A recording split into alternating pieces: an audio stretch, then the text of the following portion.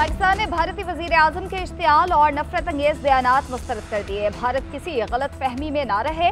पाकिस्तान सिंतास मुआहदे के तहत अपने हुकूक की हिफाजत के लिए हर जरूरी इकदाम करेगा। तर्जुमान दफ्तर खारजा ने साफ साफ बता दिया। दो टोक अंदाज में कहा, नरेंद्र मोदी का बयान जाहिर करता है कि किस तरह झूठे बयानिए घड़कर जारियत का जवाब बनाया जाता है। भारत का ये कहना एक और सफेद झूठ है कि पाकिस्तान मायूसी और बेबसी में सीज फायर चाह रहा था। भारत ने गैर जिम्मेदारी का मुजाहरा करते हुए पाकिस्तान के फौजी ठिकानों को निशाना बनाया। हमारा भारतीय जारहियत का जवाब मोहतात और सिर्फ फौजी तनसीबात के खिलाफ था। पाकिस्तान ने भारतीय फौजी सलाहियत और अहदाफ के खिलाफ अपनी ताकत का मुजाहरा किया। भारतीय इकदामात और तर्ज अमल का बगौर जायजा लेते रहेंगे। पहलगाम हमले को बगैर ठोस सबूत पाकिस्तान को बदनाम करने के लिए इस्तेमाल किया जा रहा है। भारतीय इकदामात खित्ते को तबाही के दहाने पर ले जाने वाली खतरनाक मिसाल कायम करते हैं। भारतीय इकदामात ऐसी सोच की अक्कास हैं जो खित्ते में स्ट्रैटेजिक इस्तेहकाम को खतरे में डालने के दर पे हैं। दफ्तर खारजा की ट्रंप की मसला कश्मीर के हल की कोशिशों की भी हिमायत। मार्का हक में अजीमुशान फतह बहादुर जवानों और मासूम शहरियों की कुर्बानियों का सिला। ISPR ने शोहदा की तफसीलात जारी कर दी। भारतीय बुज़दिलाना हमलों में 40 शहरी और 11 जवान शहीद हुए। स्क्वाड्रन लीडर उस्मान यूसुफ समेत एयरफोर्स के 5 और आर्मी के 6 शोहदा शामिल। 7 खवातीन और 15 बच्चों ने भी जाम शहादत नोश किया। नायक अब्दुल रहमान और वकार खालिद, लांस नायक दिलावर खान और इकरामुल्ला शहीद हुए। सिपाही अदील अकबर निसार भी पाक फौज के शोहदा में शामिल। औरंगजेब, नजीब फारूक और मुबशर ने जाम शहादत नोश किया।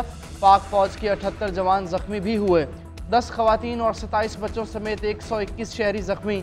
ISPR के मुताबिक शोहदा कौम का फ़ख्र हैं। कुर्बानियाँ हमेशा याद रखी जाएंगी। मुल्क की खुद मुख्तारी पर कोई समझौता नहीं किया जाएगा। आइंदा किसी भी जारहियत का फैसला कुन जवाब दिया जाएगा।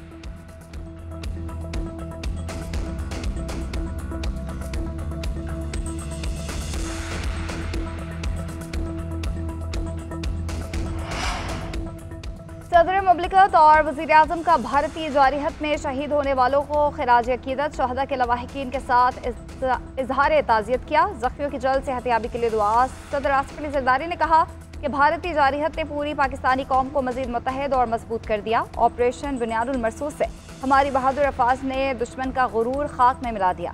वज़ीर आज़म शहबाज शरीफ बोले, मुल्क की खातिर जान देने वालों को सलाम पेश करते हैं। हमने मुल्क की सालमियत पर कोई आंच नहीं आने दी। बहादुर ऑफिसर्स और जवानों ने कौम के साथ वादा पूरा किया। शहदा के अहले खाना की कफालत की जिम्मेदारी रियासत भरपूर तौर से अंजाम देगी।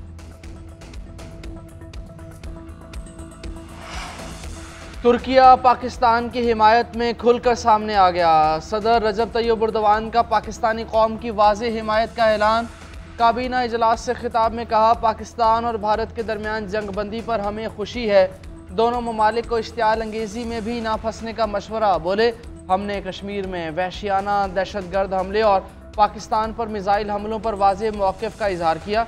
दोनों ममालिक के दरमियान इंतहाई ख़तरनाक सतह तक पहुँच जाने वाले तनाव को कम करने के लिए अनथक कोशिशें की। अपने भाई वज़ीर आज़म शहबाज शरीफ को टेलीफोन किया, उनसे अहम गुफ्तगू हुई। तुर्किया पाकिस्तान के साथ उनके अच्छे और बुरे दिनों में खड़ा रहेगा।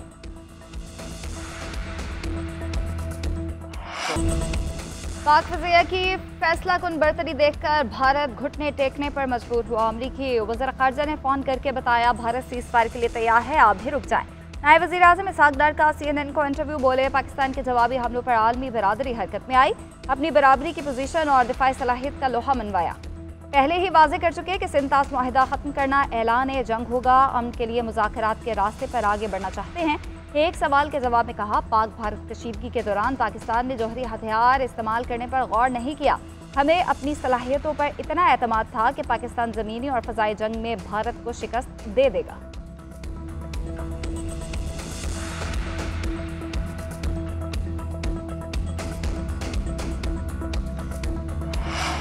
ऑपरेशन बुनियाद मरसूस के दौरान भारतीय फ़ज़ाइया के तैयारे कहाँ कहाँ गिरे, पायलट्स का क्या हुआ, तमाम तफसीलात सामने आ गईं।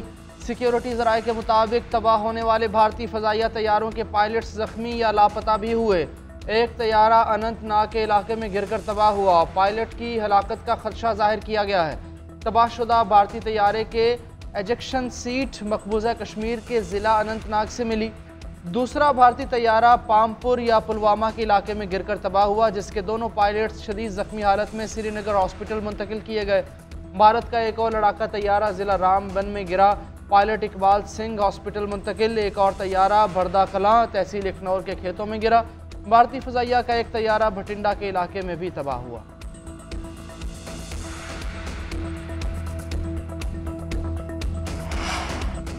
मोदी के दिन गिने जा चुके, फैसला भारतीय आवाम करेंगे। भारत में चीज़ें इतनी बिखर चुकी हैं कि वो उन्हें समेट नहीं सकेगा।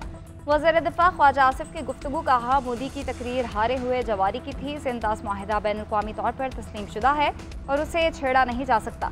पाकिस्तान अमन का ख्वाह है, लेकिन अपनी खुद मुख्तारी, सलामती और कौमी मुफादात पर कभी समझौता नहीं करेगा। वज़ीर इत्तलात अतातार बोले, भारत को सिंतास माहिदे से पीछे नहीं हटने देंगे। मोदी सरकार के पास पानी बंद करने की सलाहियत ही नहीं है। पाकिस्तान को भारत पर सबकत हासिल हो चुकी है। भारत पहलगाम हमले से मुतालिक पाकिस्तान के खिलाफ कोई ठोस सबूत पेश करने में नाकाम रहा है।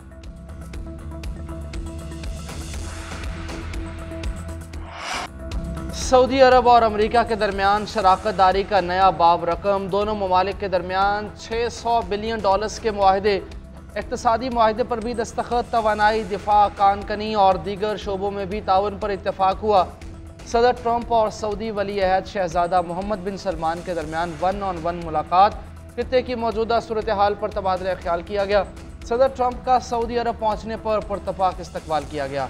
फ़ज़ाई हदूद में पहुँचते ही सऊदी फ़ज़ाइया के तैयारों ने मुअज़्ज़ज़ मेहमान के जहाज़ को हिफाजती हिसार में लिया। सऊदी वली अहद ने रियाद एयरपोर्ट पर इस्तकबाल किया। घुड़सवारों के हिसार में रॉयल पैलेस पहुँचाया गया। रिवायती अरबी कहवा भी पेश किया गया।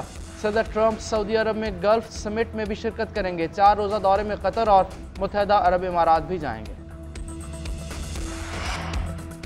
क्रिकेट दीवानों के लिए खुशखबरी, चेयरमैन पीसीबी का पीएसएल दोबारा शुरू कराने का ऐलान। बकिया मैचेस 17 मई से शुरू होंगे। फाइनल 25 मई को खेला जाएगा। मैचेस की मेज़बानी रावलपिंडी और लाहौर स्टेडियम करेंगे। मोहसिन नकवी का कहना है, पीएसएल वहीं से शुरू होगी जहां से रोकी गई थी। एक बार फिर हम क्रिकेट की स्पिरिट का जश्न मनाने जा रहे हैं। तमाम टीम्स के लिए मैं ख्वाहिशात का इजहार करता हूँ।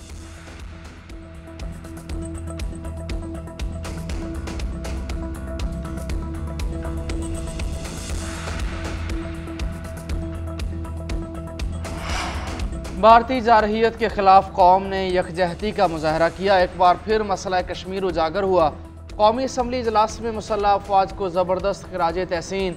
हिना रबानी खर बोली, जाफिर एक्सप्रेस हमले में भारत के मुलव्वस होने के सबूत मौजूद हैं। पाकिस्तान ने भारतीय जारहियत पर जिम्मेदार रियासत होने का सबूत दिया। अब्दुल कादिर पटेल बोले, हमने साबित किया जंग नहीं चाहते, लेकिन मुसल्लत की तो जवाब देंगे। वज़ीर पार्लिमानी उमूर तारिक फजल चौधरी ने कहा, भारत और उसका मीडिया बेनकाब हो चुका। पाकिस्तान को सिफारती सतह पर भी कामयाबी हासिल हुई। अमेरिका मसला कश्मीर के हल की बात कर रहा है। खैरी रहमान ने कहा, बिलावल ने आलमी मीडिया पर पाकिस्तान का बयानिया पेश किया। वज़ीर आज़म मुश्किल वक्त में सबको साथ लेकर चले। पूरा मुल्क एक नज़र आया, कोई तफरीक नहीं थी।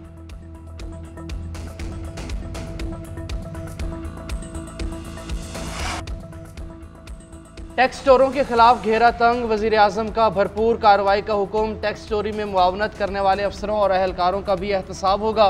वज़ीर आज़म की ज़ेर सदारत FBR का इजलास। टैक्स दायरा कार बढ़ाने और आमदन में इजाफे का जायज़ा। वज़ीर आज़म ने हदफ के हुसूल की जानिब तेज़ी से गामजन होने को सराहा। कहा, जो टैक्स नहीं देते उनके खिलाफ कार्रवाई करें। टैक्स चोरी की रोकथाम के लिए जदीद टेक्नोलॉजी का इस्तेमाल किया जाए। टैक्स की शर्रा को कम करके आम आदमी पर बोझ को कम करना चाहते हैं। सीमेंट और दीगर शोबों में डिजिटल मॉनिटरिंग को रवा बरस जून तक मुकम्मल किया जाए। मुल्क की तरक्की के लिए सबको अपनी जिम्मेदारी को निभाना होगा।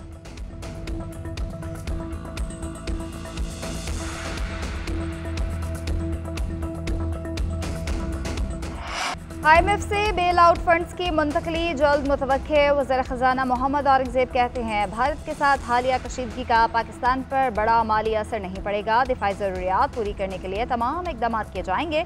कल से बजट से मुतालिक बातचीत शुरू होगी। आइंदा माली साल के बजट को 3 से 4 हफ्तों में हतमी शक्ल दे दी जाएगी। टैक्स आमदनी और नॉन टैक्स आमदनी पर ब्रीफिंग दी जाएगी। आइंदा बजट में 400 अरब रुपए के टैक्स इक़दाम पर गौर होगा। टैक्स रिलीफ इक़दाम पर भी खुसूसी सेशंस होंगे। तनख्वाहदार तबके को इनकम टैक्स में रिलीफ पर IMF को मनाया जाएगा। वज़ीर ख़ज़ाना ने अमरीका के साथ तिजारती मसाइल हल होने की नवीद भी सुना दी। मोहम्मद औरंगजेब की सनतकारों और बरामद कुनिंदगान से मुलाकात। आइंदा विफाकी बजट के लिए तजावीज़ पर तबादला ख्याल किया गया।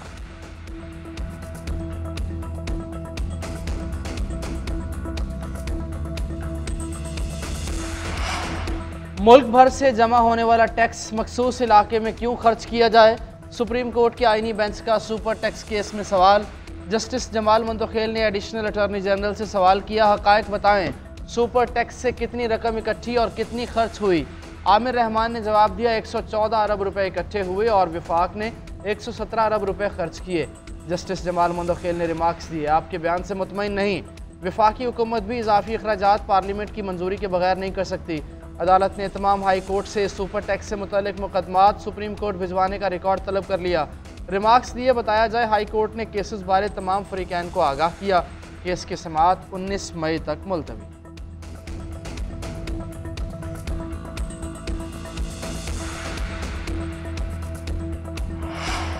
बानी पीटीआई ने जुनैद अकबर का इस्तीफा मुस्तरद कर दिया। पब्लिक अकाउंट्स कमेटी की चेयरमैनशिप पर काम जारी रखने की हिदायत। बैरिस्टर गौहर ने जुनैद अकबर को आगाह कर दिया। चेयरमैन पब्लिक अकाउंट्स कमेटी ने आज सुबह इस्तीफा पार्टी चेयरमैन को पेश किया था।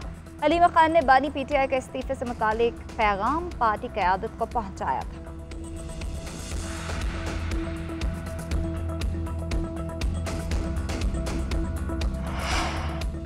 बानी पीटीआई से अडियाला जेल में फैमिली अरकान की मुलाकात हो गई। अलीमा खान समेत तीनों बहनें भाई से मिली। बैरिस्टर गौहर और वकला भी बानी चेयरमैन से मिले। चेयरमैन पीटीआई ने मुलाकात को खुशाइंद करार दे दिया। कहा, खुशी की बात है, बहनों को मुलाकात की इजाज़त मिली। अगर भारत के साथ सीज़ फायर हो गया है तो आपस में भी सीज़ फायर होना चाहिए।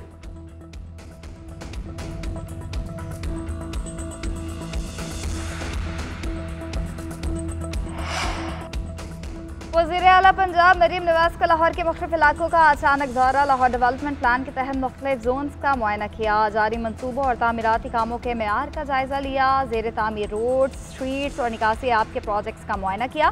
ज़ेर तकमील मनसूबे मुकम्मल मेयार के साथ यकीनी बनाने का हुक्म। मरीम नवाज ने शहरियों से भी बातचीत की। तरक्याती मनसूबों से मुतालिक सवालात पूछे। मरीम नवाज ने सब्जियों के नर्ख नामे चेक किए। शहरियों से रेट का भी पूछा। कहा, सारा दिन मुझे फिक्र रहती है कि आवाम के लिए खाने पीने की अशिया महंगी ना हो जाए।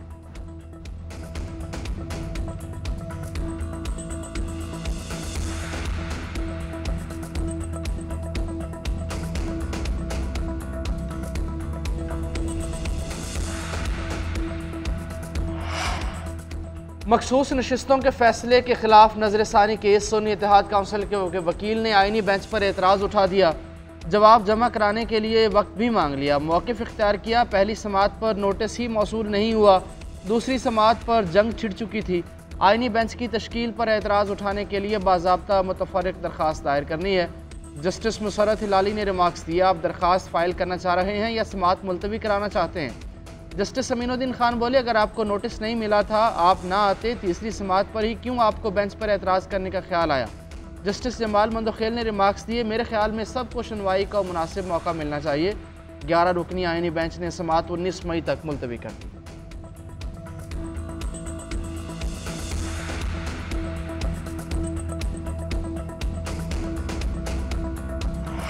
बानी पीटीआई को पैरोल पर रिहा करने की दरख्वास्त समाअत के लिए मुकर्रर।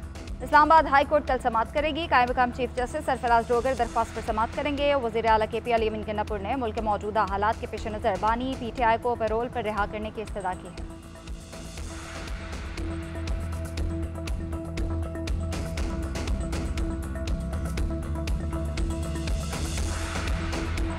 PCB ने एक बार फिर कौमी क्रिकेट टीम के लिए गैर मुल्की कोच रख लिया। न्यूजीलैंड के साबिक coach mic Hesson Pakistan team के कोच मुकर्रर। कौमी वाइट बॉल टीम के हेड कोच की हैसियत से 26 मई को ओहदा संभालेंगे। इस वक्त PSL में इस्लामाबाद यूनाइटेड के हेड कोच के फ़राइज़ सर अंजाम दे रहे हैं। इवेंट ख़त्म होते ही कौमी टीम को ज्वाइन करेंगे। माइक हैसन की पहली असाइनमेंट बांग्लादेश के खिलाफ सीरीज़ होगी। चेयरमैन PCB मोहसिन नकवी ने एक्स पर लिखा कि माइक हैसन के तजर्बे और रहनुमाई से फ़ायदा उठाएंगे। पाकिस्तानी टीम के मुस्तकबिल को नई शक्ल देने को तैयार हैं। PCB का मेंटोर्स को भी फारिग करने का फैसला। सकलैन मुश्ताक, वकार यूनुस, शुएब मलिक, सरफराज अहमद और मिसबाहुल हक से ओहदे वापस लिए जाएंगे।